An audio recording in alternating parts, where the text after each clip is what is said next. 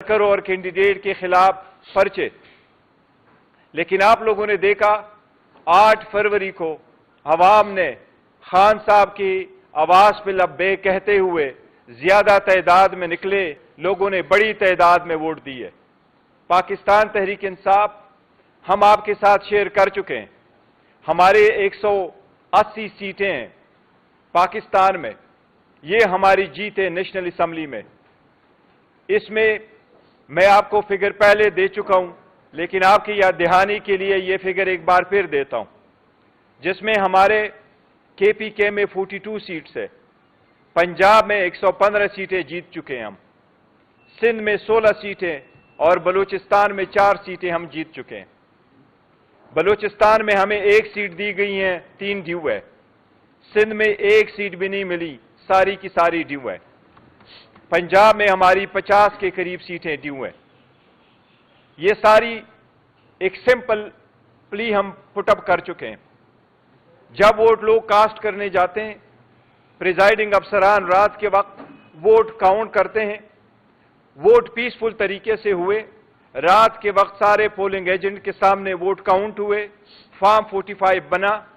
Form 45 صرف P T I کے polling agents کو نہیں ملا, وہ پیپلز پارٹی, نون, جماعت اسلامی, تحریک لبیک اور باقی ساری پارٹیوں کو ملا.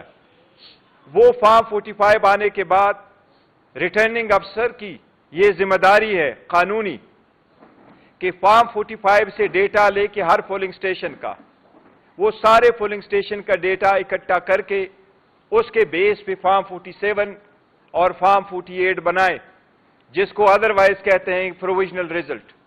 وہ پروویژنل رزلٹ آنے میں دیر کی گئی اور ہماری جو میجارٹی تھی پنجاب میں اس کو ڈائلوٹ کیا گیا.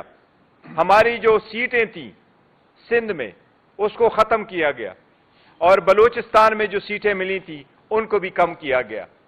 اس لیے پہلے دن سے پاکستان تحریک انصاف کا ایک ہی مطالبہ ہے کہ فارم 45 کے مطابق جو ایک اسٹیچوٹری فارم ہے جو پریزائڈنگ افسران صاحبان نے ایشو کیے ہیں اور آر او کے دفاتر میں جمع ہے, اس کے مطابق رزلٹ ڈکلیئر کیے جائے.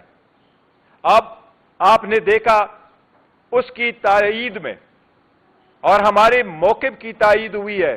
کل جس طریقے سے راولپنڈی کی کمشنر نے پریس کانفرنس کی ہے, اس نے اپنے ضمیر کے مطابق آواز دی ہے, اس پہ کوئی پریشر نہیں تھا.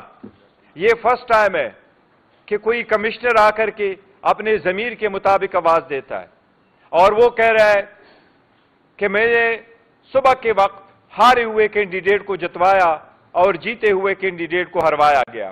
یہ اس موقف کی تائید ہے جو ہم کہہ رہے ہیں, اور یہ صرف ہم نہیں کہہ رہے, یہ پورے دنیا نے دیکھا, یہ آپ کی میڈیا نے دیکھا, یہ سارے آر اوز کے دفاتر کے سامنے جو پولنگ ایجنٹ جمع تھے انہوں نے بھی دیکھا.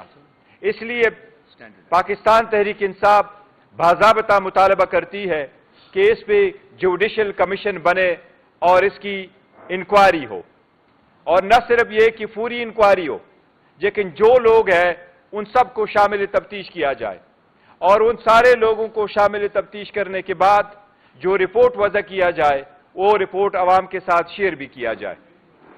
سب سے پہلے ہم یہ مطالبہ کرتے ہیں کہ رزلٹ الیکشن کے وہ فارم 45 کے بیس پہ جو ہم جیتے ہوئے ہیں وہ رزلٹ فل 4 ڈکلیئر کیے جائیں. اگر وہ رزلٹ ڈکلیئر کرتے ہیں تو ہماری میجارٹی ہے.